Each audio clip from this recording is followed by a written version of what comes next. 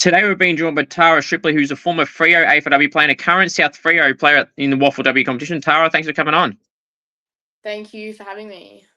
No worries, Tara. How did your footy journey start? Obviously, you originally before the Fremantle, obviously at the Swan Districts. Even before that, how did footy start for you? Yeah, probably earliest memories is just kicking the footy with dad in the front yard. I was a Mm, massive Freo fan growing up, and mm, just played footy at recess and lunch with the boys, and then kind of started playing juniors around maybe 6 or 7 years old. Down at Bassendean. And then by the time I was like maybe 12 years old, was just down at Swan Districts from then. So I was pretty lucky to start it up pretty early on.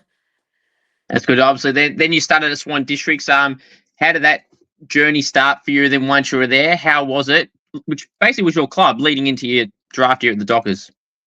Yeah, no, Swans was great. I played about, I think it was 3 years at Rogers Cup, which is called Mm-hmm. now, which was Yep. good. And then like came down that pathway with like a lot of AFLW players now, like who Mickey Hyde, Michaela Bowen, likes of them guys, which was pretty good. Had like a lot of talented young players to play alongside with. And then Mm, yeah, I think I debuted for league when I was 15 or 16. I think it was that COVID mm. year of 2020, which was Oh pretty yeah. cool. Again, like playing alongside some of like the AFLW's best players at the age of 15, 16 years old was pretty good and got me like a wealth of experience. But yeah, no, the club was great. I have a lot of like mentors and coaches that took me under their wing at Swans, and Mm. yeah, wouldn't have made it to the top level without them, I guess. For sure. Was it very daunting though, Tara, to be playing league footy at that level at 15? Yeah, I think I didn't really think much of it, to be fair. I think like since I've Mm, started playing, I've always been played in a few, well, especially in my junior career, like I played a few age groups above, and like unfortunately for mm, girls at the time, we didn't really have like age groups that went up every single year. So, I was playing with under 12s at, 9 years old, and then I was playing Rogers at 12, 13 years old against 18-year-olds. So I think like obviously it was a bit scary to come up against some bigger bodies. I think mum and dad were more mm, scared than what I was. Because I think mm. once I just play football, kind of forget about all the odds stacked against you. It's just a game at the end of the day. Mm, for sure. Then you mentioned being a lifelong Freo fan, and must have been a very proud moment at that time to be drafted to the club that you supported. Yeah. Sorry, I lost you for a bit there. I think you just said I was a big Freo fan. Yeah. But yeah, So absolutely. I think. Yeah, I think just I I've God, it's a love hate relationship with that club. Like I remember watching the 2013 grand final, and how upset I was. I think I cried for about a week after the boys lost that grand final. But honestly, like I think, it's a real family club, and yeah, I was so extremely lucky to get drafted to Freo, and I think like those mm, 3 years were the best 3 years of my life. Even though not a lot of footy was played, like I think it was just such a surreal moment, especially come draft night, and standing in the Freo Dockers facility, and I've got like the likes of Andy Brayshaw and Caleb Strong messaging me. It was so surreal. mm, But yeah, no, I can't thank them enough for the 3 years that they gave me there. Like they gave me so much opportunity mm, and growth. Not only for my football, but me as a person as well. mm. Sure. I was just going to ask about that Freo journey from draft to most recent times. So we'll start from the start. Obviously being drafted, obviously, to your club that you, as you said, you grew up supporting at P59 in that draft year. How was that lead up to the draft, Toe? Did you have an indication at that point that Freo were interested, or how it was going to go? Are you in the dark, like a lot of people say these days? Yeah, so I remember that whole year was pretty like compressed in a way, because it was that kind of season where they tried to put two into one. So I think my Oh draft yeah. was the end of June. So the whole like kind of national championships and waffle thing was whole pretty rushed in a whole, Mm, which was probably a good thing because it gave me less time to think about it. I remember not playing a whole lot of footy in my draft year, just due to like a few niggles and injuries here and there, which I was yeah. pretty unlucky with. Nothing major, but just like little stuff that you obviously can't play Yeah. with. Hmm. And then yeah, like I had a manager at the time, so obviously I was talking to a few clubs there. And at this point Yeah. it was like still the state-based draft, so I had to nominate a state. But I Yes. think once I even had like an inkling that Freo were keen on me, I was like, that's the one place I want to go. Like obviously, as I said, it was just a dream Mm, come true to be drafted to my childhood club.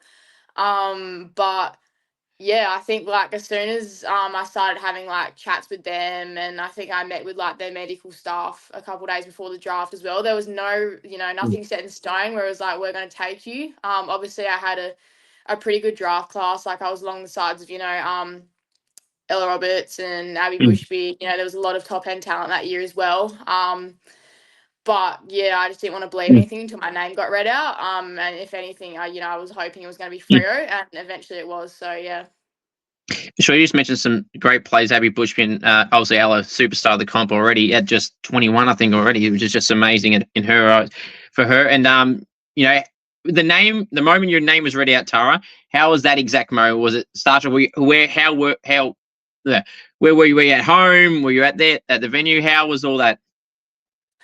Yeah, so I watched it from home. I was actually a bit stubborn and I just didn't even think my name was going to be read out. So I watched it by myself in my room because I didn't want Yeah. anyone to be around in case there was that moment of you're not going to get picked up. Mm. And it was actually quite funny. I knew that if I was going to go, I wasn't going to go till late because a lot of Freo's picks weren't till late in the draft. So it Okay. was good though. I got to sit through the first half of it and watch a lot of my friends get picked up, which was obviously it was a great thing for me to experience. A lot of my friends work hard for their dreams, and to watch them come Mm. true was cool. And then yeah, it was actually quite funny because I think my stream was a bit delayed over here in WA. I think it was the Mm-hmm. pick before Freo's. I can't remember who had the pick, but one of my old Swans teammates, Steph Kane, sent me a message. She was at the draft and she said congrats mate or something. And I think Freo's pick hadn't even come up yet on the stream. So I was Yeah. like, oh gosh, bit of a Mm. spoiler alert, but it made me, actually be able to listen to what they said when they read my name out, which was pretty cool. But yeah, I just remember as soon as my name got read out, it was basically just pure relief and a bit of shock. And then I just remember a million phone calls, a million messages, and I was just very overwhelmed, but nonetheless, just was the best feeling ever to get my name read out, especially by Freo. For sure. I mean, you mentioned about your friend Steph, reading it out or texting it to you on delay. So she spoiled it, but was it a good thing in the way? Is that like you mentioned about, waiting to see, okay, something's going on here if she's bringing that up? Or did you have any thought that she's pulling your leg and might be just taking the piss? Or did you think, it's at that point in time, Frere's around and makes a bit more sense? Nah, I think Kano probably wouldn't pull my leg about that kind of stuff. She likes to give me a bit of crap here and there, but I don't think Yeah. she'd joke about something like that. So I think once I read that, I just kind of my body went into a state of shock and was like, oh Mm. gosh, are they about to read my name out kind of thing. Mm. But yeah, just the whole experience of all was, I mean, probably wouldn't want to do it again. It was a very nerve-wracking kind of hour or two sitting around waiting for your name to get called out, but Mm. nonetheless worth it really. For sure. Obviously, you were in the system at the Dockers for 3 years. How was it in that time? You mentioned how grateful you were for that time, Tara. How was it overall, though, in that time from the first pre-season or, before the season started and everything like that, and everything in between? Yeah, no, Freo were great. I think from the moment I walked through the door, they looked after me, and as I said, that first season was a bit of a whirlwind. I got drafted, and I think maybe late June, and I debuted in September that year. There wasn't much of a preseason; it was pretty go go go. Yeah. And then yeah, I think just straight away, I think I just wanted to give myself the best chance I could since I walked through the door. And I think I did that. And I just, built a lot of strong relationships, not even just with the girls and also with the staff and the club itself. I fell in love with it even more if that was possible at that age. Mm. But yeah, so I think I was there for about 2.5 years total. And I think, my first Okay. two was pretty good on field considering I think I played, I played 6 games, which was pretty good for someone coming in as a pick 59 with not much expectation, I guess. Yeah. And then yeah, it was pretty unlucky. From about this my second preseason, had a lot of injuries, which kept me off the park for a little bit. But I think even throughout all those injuries and stuff, I had the quality of people I had around me. I can't fault them. There was so many girls. Not going through similar things and just making sure that I still felt valued within the 4 walls, and I can't thank the club enough for the amount of work and time that they put into me to make sure that even though I wasn't out on the park, that I was Mm. happy getting something out of training still. So there was not one time where I didn't want to go to training, or I felt like I wasn't involved or appreciated. I think they were just, the club as a whole did everything they could really, and obviously all Mm. good things must come to an end. But yeah, I think I basically knew since I think last season itself, I just had a bit of crap luck as well and ended up breaking my fibula. And I think, Mm. it was probably good in a way that prepared me for, maybe, I won't be at Freo next year. Yeah. But I think nonetheless, I made the most of my opportunities when I was there. And Mm. again, it's the way the club went about that, in the aspect of, you've had a pretty hard run with injuries, but you've done everything you could. I felt very, again, like respected and valued when that Yeah. all came to an end. So yeah, hopefully the dream's not over and I'll be able to play some AFLW one day Mm. again once I get my body right. But yeah, at the moment, just excited to hopefully string some consistent games together. Sure. I was just going to ask you about, the moment that, any player would dread being told, they're going to be moved on. How was that moment? Seems like that you seemed to expected that decision because of the injuries and everything like that. But how was it the moment they officially told you, and did it take a while to, get adjusted to what had been said? Yeah, well, yeah, as I said, I think it's something that's always in the back of your mind as a player, especially Mm. when you're not out there every week and you're injured and you have all these little things against you. Mm. It's something they try and push to the side, but it's always going to creep into your thoughts. But yeah, no, I think I obviously would do anything to be back there, and because those Yeah. girls are my sisters, and I love them so much, and I'm very grateful that I still have connections with a lot of them, so I see them a lot.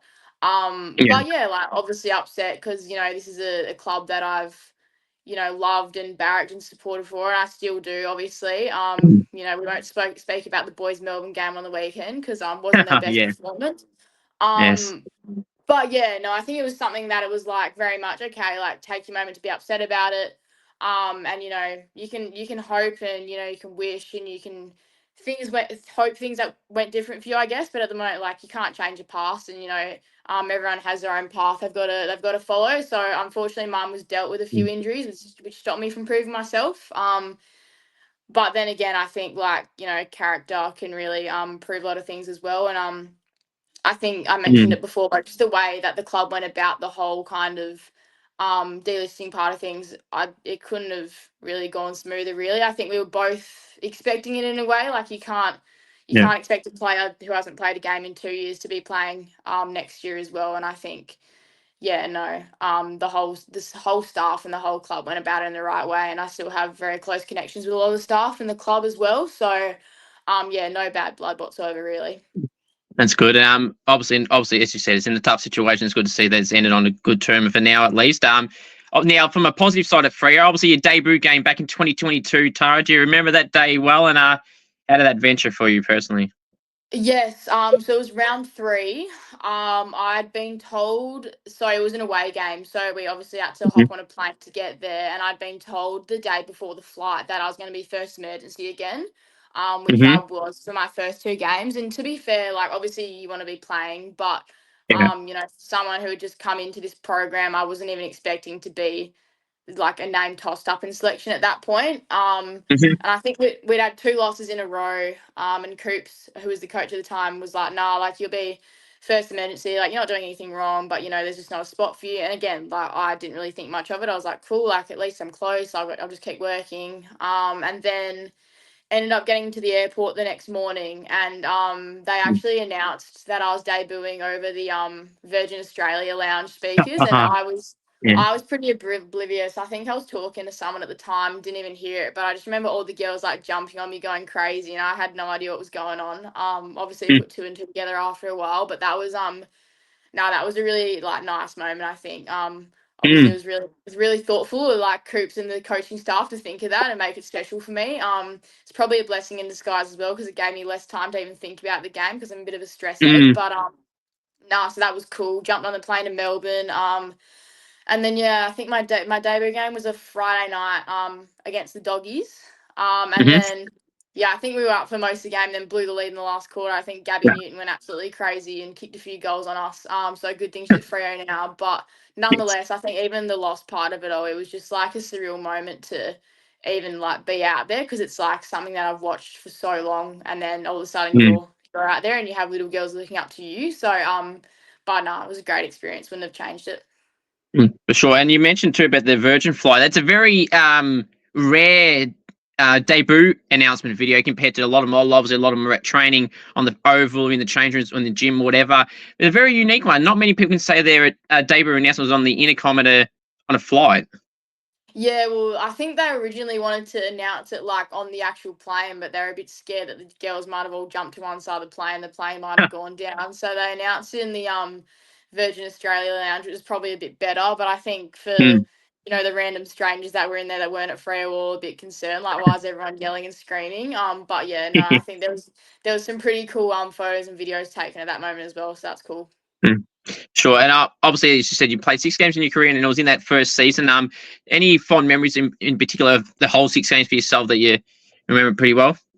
Yeah, probably my first win was pretty memorable. So that was my would have been third game, which we played. Yep. It was a derby at Optus, which was obviously Yeah. pretty cool. We'd loved beating West Coast, so it was a pretty close game by memory. But no, I think that was good to finally get a win. I think it was our first win as a club for that season as well. So yeah, I just remember like, getting around the girls and the fans after the game. We had a pretty good turnout, so it was good to have a lot of people coming down watching the game. And then I just remember being in the change rooms after the game, getting absolutely soaked with Gatorade. I don't think the stains came out of the jersey because we were in our away strip that game. But yeah, that was pretty surreal. To be able to sing the song for the first time as a player. And otherwise, my last game was actually Cara Antonio's last game as well when she announced her retirement. And that was a pretty special moment as well because we got over the line against Hawthorn, which was a pretty tough contest. I think it was a windy day down at Freo Oval. And then I was lucky enough after the game, she actually offered me up her jersey number as well, which is why I switched from 20 to 15 for the last 2 years of my Freo career. Very good. And not many people can also say, Tara, that in their AFLW career they played at Optus Stadium as well, and that's pretty cool. And in a win. Yeah, no, I was lucky enough, actually as a junior to play there for a few curtain raises, but it's it's a pretty nice oval. It's obviously huge, and being a winger, you love all that space on the wing. So I remember there was a couple times I got to, run down the wing, and not many people can say I've done that, as you said. But yeah, no, it was a great win by the girls, and is again one of the highlights of my career. For sure. Obviously, you mentioned too about the connection you have with a lot of the players in terms of how tight you are, and through all the rehab, it always can be kind of tough. So was it good to have that support or extra additional support when you're in a rehab group? Obviously, it can be tough, and you hear some stories about in any comp, but people can feel lonely and isolated and kind of away from everyone. But from your side of things, it's good to see that you're still around people even though you were off the field.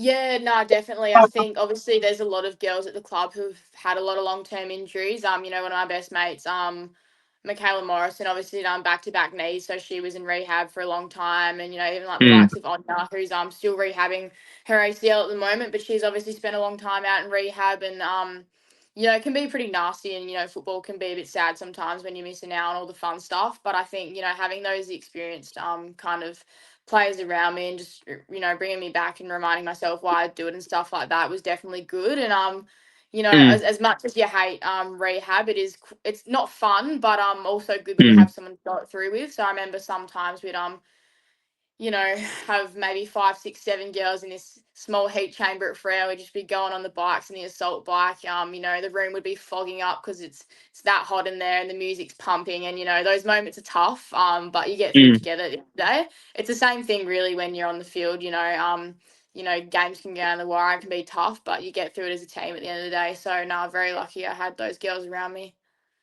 For sure, and I mean, I've noticed this in a few games, and does it feel like was this intentional to try and make the game day for the players that weren't playing to try and get up and about? I see all these posters you girls were making and stuff like that. There was a game in Geelong, like a cheer squad type thing in the stands. I know there was a Geelong game where you had signs for someone's milestone game. I can't remember who it was. And then there was at the Saints game, you had a bunch of players in the cheer squad in the stand at Moorabbin. Is it something that you like doing to try and pump up the players that were there and to try and get yourself involved in some way? Because it's pretty cool.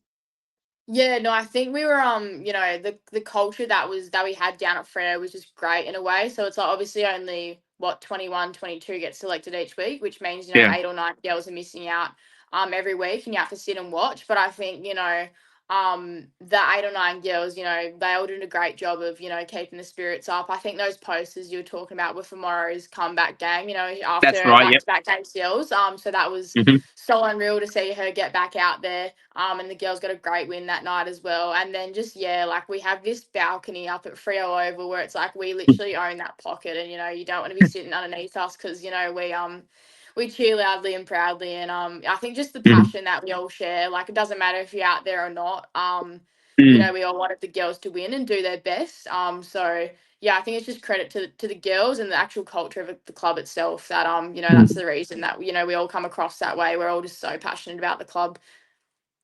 That's good. Now, obviously, you moved across in the WAFLW competition now to South Fremantle. What kind of prompted that move to not go back? Because some people seem to go back. A lot of people sometimes they go back to their original club before AFLW. What kind of prompted that change to go to South Freo? Yeah, well, obviously had a bit of time to think about it after, you know, the AFLW season finished, Hmm. but not too much time because, you know, WAFLW rolls around pretty soon. Yeah. And then, yeah, I just kind of thought like straight away, my initial thought was, you know, just try something different. I mean, obviously Yeah. have the, you know, intentions of, you know, hopefully trying to get back to the top level one day. And I just thought, Mm. that South would be a good fit for me. I had a few chats with a few waffle clubs actually, and, you know, they were all Hmm. great in the way they went about it. And I was, you know, very lucky that a lot of clubs were chasing me to have them on their list, which I was very grateful for. But Hmm. yeah, I think it obviously made it easier as well having Tux and TJ go back there as well. People have gone through similar Yeah. experiences. But yeah, just the way you know, South presented themselves, and, you know, the I went down to a train to meet some of the girls, and I think the girls were just, you know, there for football, and they all wanted, you know, to improve, and they all there for the same goal. So yeah, it's been good so far. Basically finished rehabbing, and then I'd been into training for a couple of weeks, and then yeah, slowly getting to meet them all, which is good. And I think now I can finally say I'm part of the group, which is nice. But yeah, now loving it down at South. That's good. It seems to me, again, through these she scored things, you know, at games, and you're pretty close with Holly Eiffel. So it must have been nice to actually get to play an official game with her in the South Freo colours. It probably wasn't on your bingo card 4 months earlier. Yeah, no, definitely. Yeah, Holes is my best mate, and so we were pretty Mm. stiff last year in terms of injuries. I think she had a pretty significant back injury, and again, as I said, I had a pretty Mm. significant leg injury. So we were in rehab together for most of the time, which probably made Mm. us nice and close. Mm. But yeah, you know, once I kind of left Freo, we probably thought, oh, and we're probably not going to be able to play a game together, which was pretty sad because I don't think we even Mm. got to train together during being through rehab and whatnot. But Yeah. yeah, no, it was pretty cool once she told me that she would might be able to come back and play a few waffle games. And then Mm. yeah, so she got to play in the Peel game. It was really good to get the win. She played great, and then yeah, hopefully she can play a couple more games for us if they let us. But yeah, no, it was good to play with her. Very good. I've had her on before. That's why I thought I'd ask. You know, good person as well. Now, obviously, this South Freo obviously had they win against Peel Thunder. You had a close loss on the weekend, and before that, it was round one. I think you had a victory as well after the siren or something like that, which is pretty cool. Have you assessed your first 3 games and the club's first 3 games so far? Yeah, good actually. I just missed that round one game. I was pretty sick. About two to a month ago. So I couldn't Yep. really do contact training for a bit. So I missed out on the derby, unfortunately, because I'd love to play in one of those one day. And then yeah, so I played 3 games now, and, you know, as I Yeah. said, I'm not putting too much expectation or anything, considering, oh, I was doing the calculations, it'd been like 800 or something ridiculous like that, 800 days since I No. played an actual game. So again, just try not to put too much pressure on myself, because as much as you want to come back and absolutely blitz it straight away, sometimes good things take time. So Mm. it was good. Yeah, we had 2 wins against Perth and Peel, and then yeah, obviously lost to Claremont on the weekend. So we'll review that tonight. A bit of a reality check for us in some ways, really. But, you know, Claremont Mhm. are the best of the best, and so it's going to take Mhm. someone pretty special to beat them. But hopefully we can match up with them later in the year.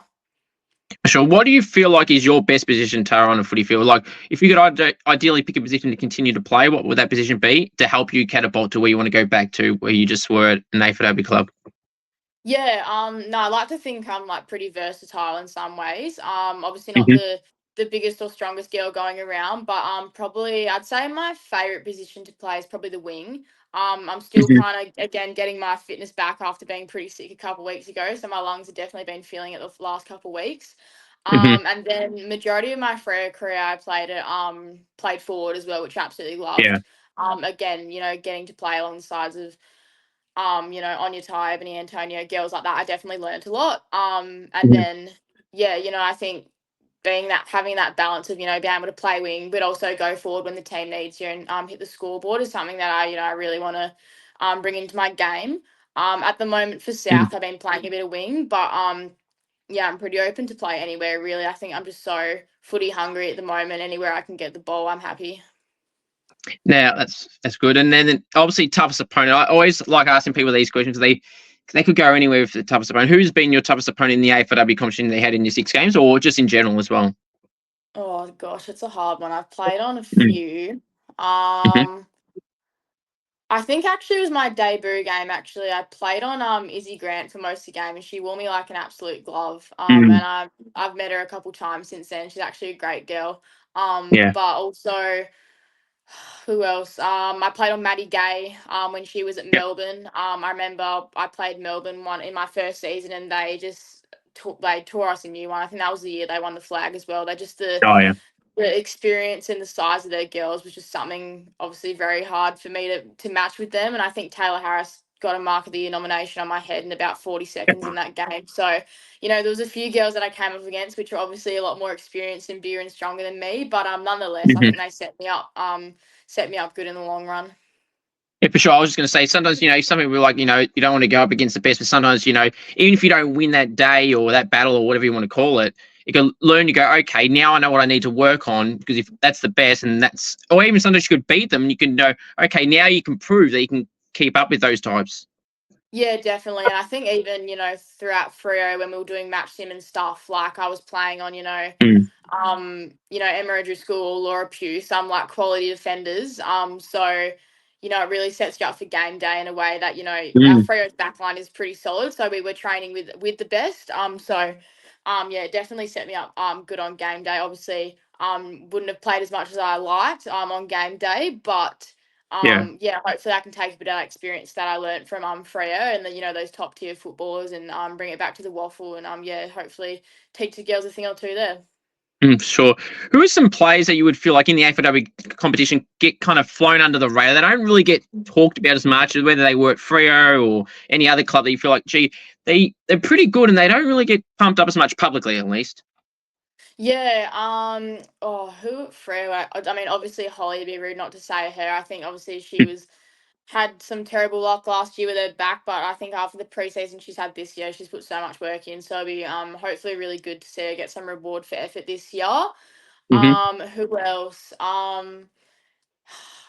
There's just I think like even last year we were so like lucky with selection, just the quality of girls that were missing out on games. You couldn't believe that they were missing out on games because they're just so incredibly talented. Mm. Um, the likes of who else was it? Tilly Mulder even, was pretty stiff not to get another contract, but Yeah. just the way she's come back as well and absolutely dominated for South Freo and the Waffle. I've no doubt that she'll make it back to that level as well because her contested Mm. ball is just incredible. But yeah, there were so many girls at Freo at the same time of me where I was like, wow, like these coaches are spoiled for choice here because there's so many quality girls going around. Sure, there's one player at Fremantle I don't feel like gets enough recognition at all, and I'm sure you'd agree with this. Madi Scanlon, someone that just flies under the radar in that back line, always does well. You hear about the big names, and fair enough, but like Maddie just does her job each week and doesn't really get much public recognition, at least, and probably does, or definitely does Yeah, deserve no, it. Mads is a ripper. She obviously does a lot for the club off the field as well. Mm. Yeah. With all of her initiatives and stuff. And she's a great girl. I was obviously drafted the same year as her. So I got to go Mm. along that journey with her. And yeah, she's a great player. I remember playing against her when she was at Claremont and I was at Swans, and she's a very hard girl to play on. She's obviously a solid body and she's got some great height as well. But yeah, she, I haven't really seen much of her this preseason, obviously not being there. But Yeah. again, very underrated flies. She's definitely under the radar. But we've got a lot of great backs at Freo as well, who she can learn off as well. But yeah, no, hopefully she has a great year this year as well. For sure. I mean, there's so many good young rucks in the competition, but I can't go past last year's All-Australians to your former teammate, Mim Strom. How truly good is Mim Strom, and how good can she be? And can she get even better than she already is at only 23, I think? Yeah, no, Mim's a ripper as well. She's just, the most humble, down to earth person ever. So it was quite funny when she was, racking up all those awards last year. We gave her a bit of Yeah. stick for it, and she wanted absolutely none of it. But yeah, no, as I said, she's just, she's one of those people that fly under the radar in terms of, again, I know she got all the awards last year, but she still deserves so much more for the amount of work and stuff she does for that team. For someone so tall and being a ruckman, just like her ground balls even are just amazing, probably better than mine, which is it's so tough for ruckman to get down there and do all the hard stuff. But the way she gets around the ground is just incredible, and I think it was really good for her to be recognised as All Australian in our BNF last year. Absolutely, I reckon she can still go to another level. She's always looking to improve herself as well. But yeah, as a person, she's just as good as they come, and obviously, good to have her little sister Indy at Freo as well. Hopefully they can become a bit of a duo down there as well. Sure, even Mim's that good that she gets songs made about her. And you talk about Indy, that was probably the best draft reaction video one of her and Mim. I've had them both on recently, and I spoke to them about it and how special it was for both. And that's probably the best draft video, men's or women's, that I've probably ever seen. That one. Yeah, honestly, I'm not quite sure how Mim didn't know where her own sister worked. It's a bit concerning, but that just sums up Mim. But yeah, no, it was really cool to see Indy's name get called out. I guess obviously she's a South girl as well, so she has come down to a few trainings, and I've been able to play with her the last couple of weeks, which was pretty cool. But yeah, no, she's coming along nicely as well, and hopefully she gets to debut at the top level and have a good season. For sure. Now, in Mim's defence, Tara, she did tell me only a month or so ago on here on the recorded platform that India had balanced between a few jobs, and she had like 3 jobs at that time, and that was only a new one like a week prior. But it is what it is. All right, we'll cut you some slack then, Mim. There we go. That's what she told me anyway. I'm assuming that's true because Indy said the same. Now, I like asking some teammate questions. Now, this can relate to Freo, South Freo, Swans, whoever you want. Yeah, who would Google themselves and watch their own highlights back? Oh gosh, where do I start? Who would Google themselves? This is hard actually. If I was at Freo, I mean she's not at Freo anymore. Ellie Runnels, she's at Collingwood now. Oh yeah. Loves herself. Don't blame her as well. She's a great winger. But I'd probably say Ellie's most likely to Google himself. Yeah. That's good. I love asking these teammate questions. Who loves the limelight, the attention, the camera at any of the clubs, and they can't get enough of it? Who loves the camera? Probably say Driscoll. Actually, it's funny because I live with her now, so she's probably listening now from the door. But yeah. Yeah.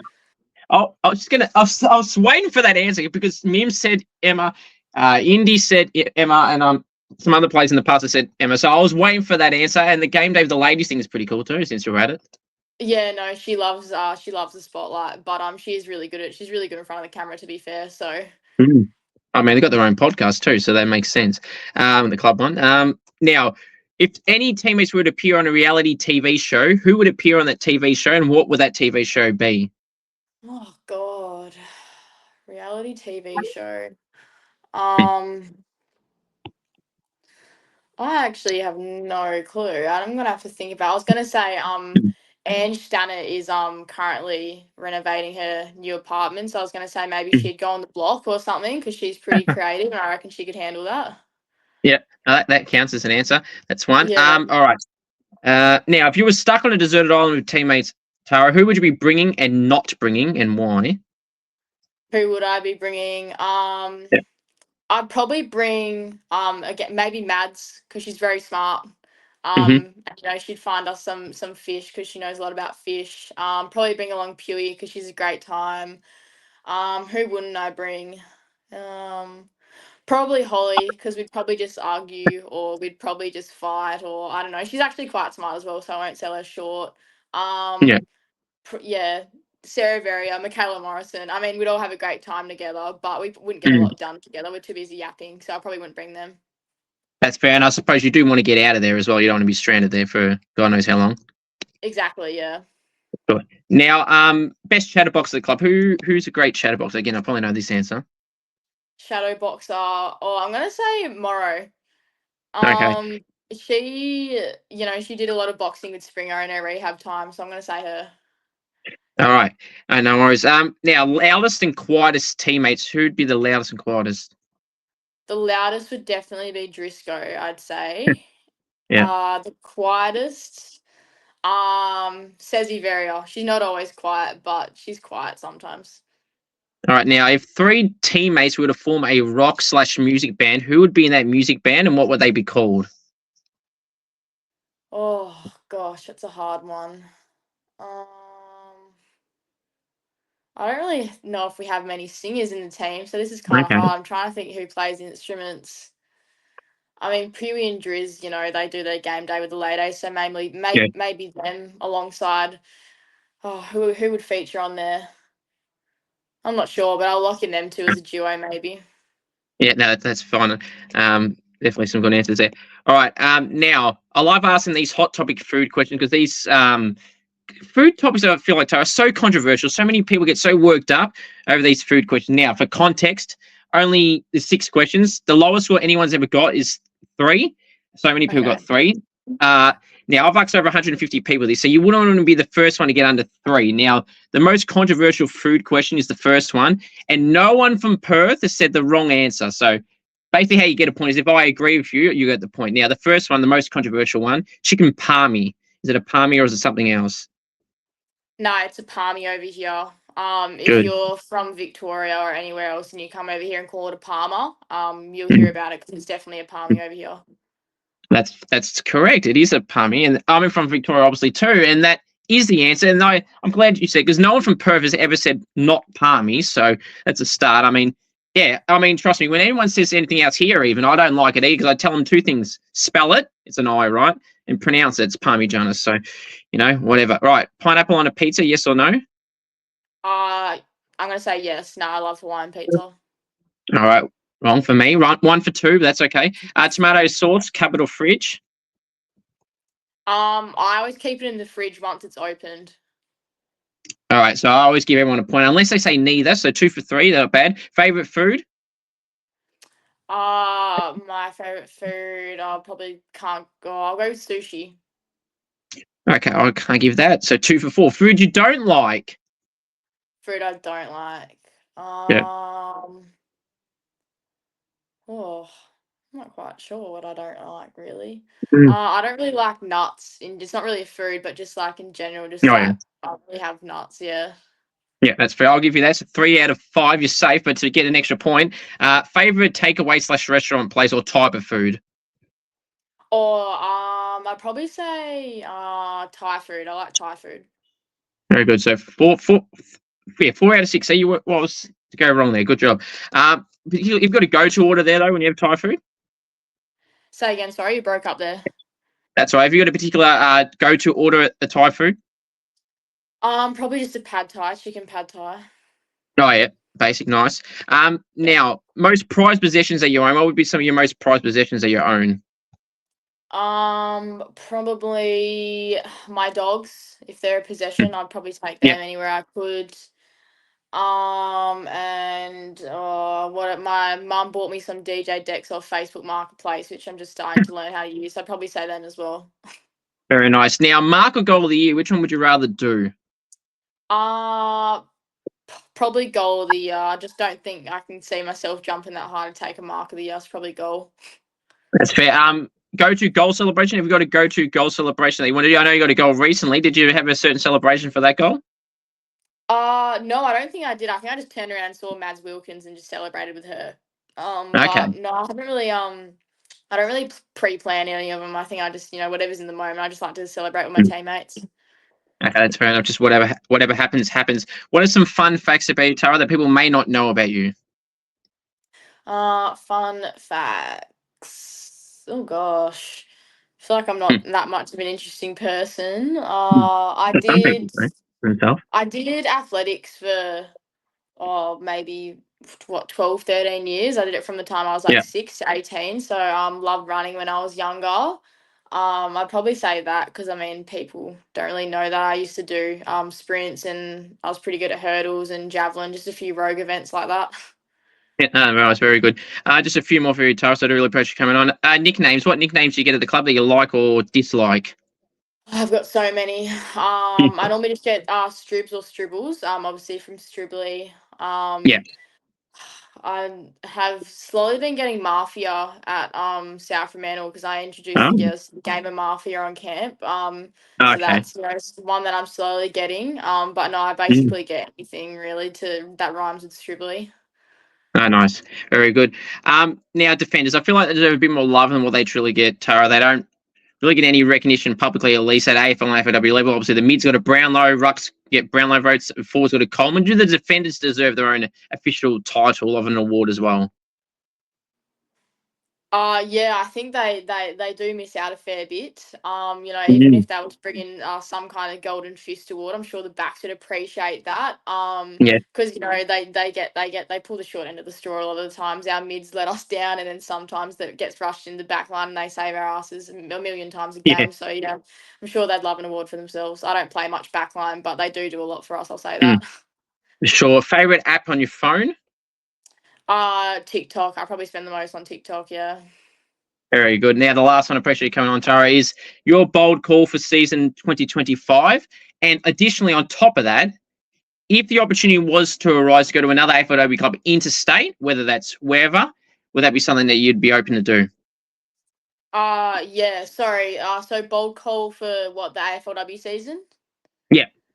Oh, what am I gonna say? I'm gonna say it's probably not bold. I'll say Holly Eifold wins the Rising Star. Oh, And then sorry, the second question, would I go and say, yeah, absolutely. I think, mm, it's the AFLW, is very lucky in the way it's developed, and you can obviously move across the country to pursue your dreams. And honestly, I'd be mm, very lucky and very fortunate to end up on anyone's list. I don't care where I have to move, even if that's, Tassie in a few years' time. I'd brace the mm, cold and go down there just to play football. mm. But Yeah. yeah, absolutely, I'd move anywhere for it. Very good, Tara. Appreciate you coming on. All the best for the rest of the WAFLW season. Hopefully, that AFLW journey continues at some point again at another club. Appreciate you coming on. Yes, no worries. Thank you for having me.